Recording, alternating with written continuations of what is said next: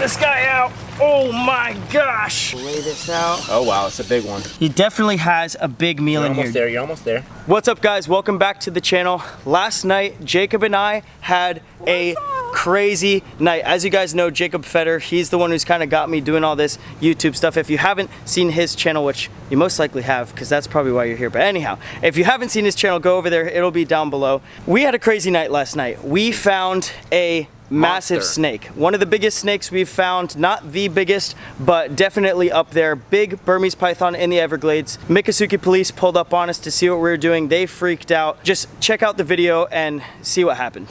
All right guys, so what we have here is a beautiful Burmese python in the Everglades. This girl seems to be about 12 feet. Now she is grumpy. Looks like she just came off a nest. We're gonna try to stretch her out to show you her real size. Let's see. She keeps turning on me, trying to protect herself. Whoop. Get around her. Look at that. Look how big that snake is. Truly a monster, and about half the size of its full length. How crazy is that? Snake was huge, but we didn't really film a good video of when we rolled up on it, and Jacob and I were like, what could we do to capture this Burmese python in a video, because this big snake has to be filmed. So I said, why don't we dissect this snake and see what it's been eating in our Florida Everglades. I mean, when we got it, there was like a big lump. This snake most likely has just gotten off a clutch of eggs. Now, it wasn't super skinny like it just got off a clutch, but it's skinny enough to where it maybe has had 1 to 2 meals since it got off its nest. So we're gonna cut it open and see what we can find. But first thing we gotta do is we gotta get some tables out here to lay it on. I mean, we're gonna need at least 2 tables to fit it on. And then we're gonna get this snake. It is already dead. It's been sitting on ice for the past day. So let's get the tables out, get the snake, and see what it has been eating in our Florida Everglades. All right, so we got the table set up behind us. Now we need to get this snake out. We've got the big snake here. So just kidding, right now we are taking a look at a hatchling. This one actually has a pretty good meal in him. We got 2 more hatchlings. Oh, that's the head. You don't wanna, that's a sneak peek right there. We'll cover that for now. Actually, you guys can see it. So that's the head of the big snake that we did have to cut off. That's one of the most humane ways to kill the snake. These little hatchlings here are also some ones that we found the other night nearby. This one, I would say, Jacob, they were in about like a couple 100 yards of each other. Yeah, these snakes were literally within, all 3 of them were caught within 5 minutes of each other, which is pretty crazy. Look at them. Oh, super cool, guys. But you could see these guys are pretty thin. After being frozen or on ice, you could see that they don't really have a meal in them. But this guy's had a couple meals. You can see how much fatter he is. So before we get into this big one here, I mean, look how big this snake is, guys. Let's take a little look into there. Gosh, that thing's a monster. Guys, this is a monster snake here, but like I said, before we get into that, let's cut open this little hatchling here and see the diet of the hatchlings and how they're affecting our ecosystem. So I got a little razor blade here. It's not the sharpest razor blade. So we're gonna make a slight incision down here. I don't wanna mess up the skin totally. I'm not trying to go and cut too deep, just right under the skin. Just get up there so we can open it up without cutting open whatever's inside of there. I've never cut open a snake before. This is my first time doing it, so the big one should be interesting. Hopefully we can cut through that thick skin, because even this little baby has some pretty thick skin down here.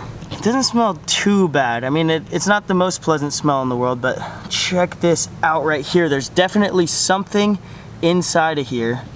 Oh yeah, looks like there's might be a little mouse, it might be a little bird. Before we open this up, I want you guys to comment down below and guess what you think this is. Personally, I can't really tell, but I think it might be a frog, like a leopard frog or a small bullfrog or something like that, one of our native species. But it could be a bird, a rat, just like Jacob was saying. These guys, they could eat a little turtle. All of our native wildlife is being affected by these pythons, as you've seen in my videos before, and we've talked about. It's kind of, you know, reiterating that, but they are so terrible and making such a big impact on our ecosystem. It's crazy. So let's slice it open. Let's slice this open. So we've opened it up. I think I might be able to just slide it out of there. Guys. Oh, I don't know what this is. Guys, this is gross. This is nasty. Totally nasty. Oh, that's hair. There's fur on it. Oh my gosh. That looks like a little rat. Yep. It's pretty digested. Jacob, Yeah. does this make you hungry? Yeah, guys, comment down below if we should have some like rat stew with the whatever's in its stomach. Look at this, guys. Look at this. Hold on, let me go again. Definitely a small little field rat. Oh, this is nasty. Yeah, this is all decomposed and like slimy. He's had this meal in him for a little while. He's been processing it. Their acids inside of their stomach, just like ours, can break down food really quickly. So, oh my gosh. Look at all that hair though. This is a big meal. So this guy just had a little rat in him. Not too crazy, kind of what you guys know snakes to eat, but even though you may not like rats and be like, oh, well, he just ate a rat, that rat that he ate was supposed to go to our native wildlife, and because he ate it, he's directly impacting how our native wildlife survives. Our native snakes, our native animals, birds that eat rats like this, it's all affecting them. Even though it's a small mammal and not a deer or a larger prey, this works itself up the food chain. Within a year, this little snake right here can get up to 6 feet. And from there, there's no natural predators. Maybe an alligator could take it down, but usually the only thing left to stop it is Jacob and I or other hunters out there. FWC and South Florida Water Management are doing a really good job of providing a program for people to catch these pythons and get a little bit of money from it. We're not a part of that program, but we still like to go out there and remove these guys from the wild. So with that being said, let's put this guy away and get the big snake out, because that's what you guys came here for. I have made the executive decision to put on some gloves because now we are ready for the big surgery, and my hands stink really bad just from touching that little rat. For real this time, we got the big snake. Oh my gosh. Oh my god. Look at this beast, guys. Now he doesn't look as big as he really is because he's all coiled up. These snakes can coil up real tight, but let's spread him out here. If we lay this guy out, probably surpass the length of both tables. Look at that. Wow. We did have to cut off his head because we had to euthanize him really quickly, and for the bigger snakes, their skulls are so thick that is basically the best way to do it. Other people can use like a rubber mallet or whatever, but we euthanized him as quickly as possible. It does suck. We're not allowed to keep these snakes. I would love to keep a snake like this and be able to show it to you guys, but we can't. It's what the law requires us to do. We have to kill them, so let's see. First, we should measure this thing. We should see how big this guy really is. So we have the head here. We'll put that there. That head's another at least like 4 inches or so. I'm gonna get this laid out. Still got a significant amount laying off the table. Hold that right there. Let's stretch this guy out. We gotta make sure all the kinks are out of him. We'll lay this out. Oh wow, it's a big one. Oh yeah. Oh my gosh, guys, look at this perspective. Look how long the snake is landing. Dude. It's gotta be at least 15 feet, Dude. 14, 15. He's 15. No. He's like 14, 10.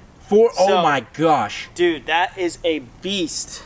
Wow, bro. Insane. So crazy, guys. 15-foot snakes here in the wilds of South Florida. Almost 15 feet, guys. So crazy. Definitely has some meals in it, but like Jacob was saying earlier, she does have some extra skin. She definitely was on a nest before, had some eggs, stretched her out, and now we found her hunting, looking for her next meal. So let's flip her on over. Jeez, just the size difference from this and that hatchling is crazy. Yeah, bro, I'd start right here. That's kind of where their stomach is, right here. All right, so Jacob's saying to start right here. You're just gonna go right in here. You wanna get a close up on that? Yep. You're just gonna go right in like this. The razor blade does a pretty good job, but these middle scales are so tough. So we've switched to the kitchen knife. It is pretty sharp.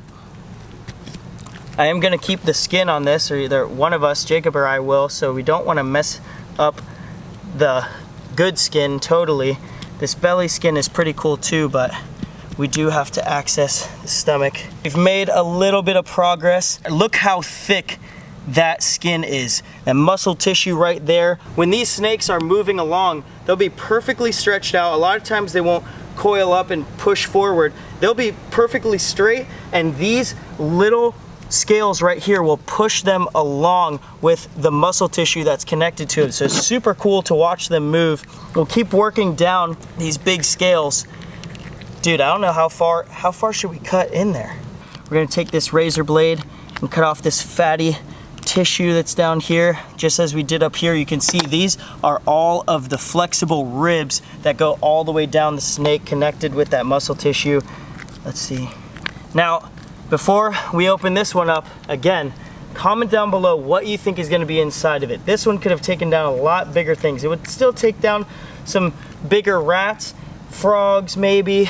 I mean, larger bullfrogs would be a decent meal for this guy, but he could take down bigger things like iguanas, which are also invasive, a small alligator. Comment down below what you guys think. You can see the whole anatomy of this snake now. I mean, obviously he's all opened up.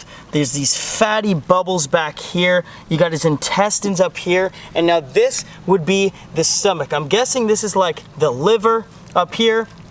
But you could see behind this, the stomach would run all the way up throughout the snake. It is just a crazy thing to look at compared to our anatomy. So totally different. But I guess let's cut open some of these little fatty balls back here. These things look crazy. Jacob is saying that people make soap out of these python fat balls. That doesn't sound too clean for me by the looks of this. So we're gonna leave those there. But let's get into what we came for. Let's open this guy up. That feels like there's something there. It's oh my gosh, it's a lump. Oh, dude, there's definitely something in there. Hopefully it's something good. I mean, if it was a little baby alligator, it would be really cool on camera just to show the impact that they're making, but that would really be sad for the alligator. So let's get into here. This tissue is not easy to cut. This razor blade isn't the sharpest, but let's get into here. Yep. I don't want to mess up whatever it is inside. He definitely has a big meal in here. You're almost there. Dude, this is gonna be crazy. Let's see, what is this? Oh my gosh, more fur. More fur. Guys, what do you think it is? Now that it has fur, what do you think it is? Do you think it's another rat like the other one? This is looking like a big rat. Dude, it's got long ears. Oh my gosh. It's a bunny. Oh it's a my bunny. Gosh. Oh my gosh.